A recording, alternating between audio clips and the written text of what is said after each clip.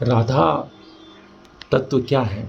भागवत में राधा का कहीं उल्लेख नहीं है।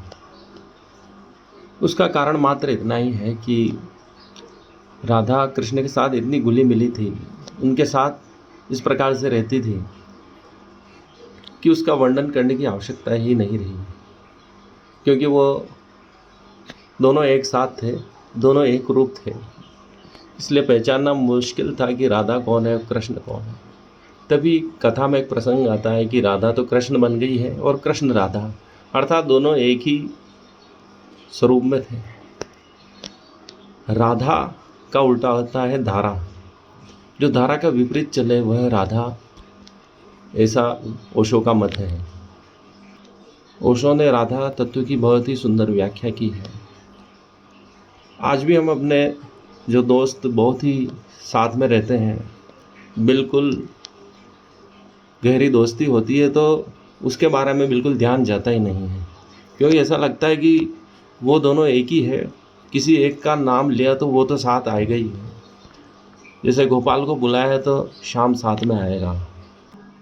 इसी प्रकार से राधा कृष्ण के साथ ऐसे थी कि अलग से वर्णन करने की आवश्यकता ही नहीं रही। अगर कृष्ण है गोकुल में तो राधा भी साथ में होगी। अन्य गोपियों का वर्णन इसलिए किया गया है क्योंकि वह राधा के इतने समीप नहीं थी, अर्थात कृष्ण के इतनी समीप नहीं थी, पर राधा कृष्ण रूपेण ही थी। इसलिए कथा में बहुत ही सुंदर वर्णन किया गया है कि राधा तो कृष्ण बनने के लिए आग्रह करती है और कृष्ण को कहते कि आप राधा बनो, तभी आप राधा की पीड़ा को समझ पाएंगे। पर उसका मतलब यही है कि कृष्ण ही राधा है और राधा ही कृष्ण है। इसलिए बहुत बाद में भक्ति काल में राधा का अलग से वर्णन किया गया, लेकिन राधा अवश्य थी। कोई एक गोपी जो उनके बहुत ही निकट थी, ऐसा वर्णन जरूर भागवत में आता है, और उसे ही राधा नाम दिया गया है, क्योंकि वह कृष्ण से इस प्रकार से घुली मिली हुई थी कि उसका अलग से वर्णन करना विद्वानों ने, व्यास जी ने उचित ही नहीं समझा, क्योंकि वह उनके साथ ही थी, एक ही रूप थी। कृष्ण और राधा इस प्रकार से मिले हुए हैं,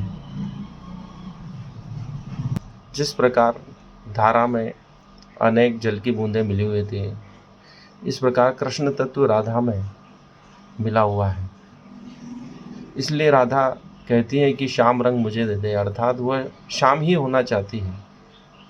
उसे मुरली भी बेरन लगती है, वह बांसुरी को भी अपनी सोतन मानती है, अर्थात वह कृष्ण से इस प्रकार एक रूप हो जाना चाहती है कि वह अलग से उसका कोई अस्तित्व न रहे।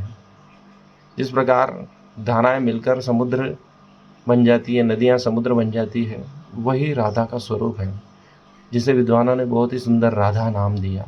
यही राधा तत्व है।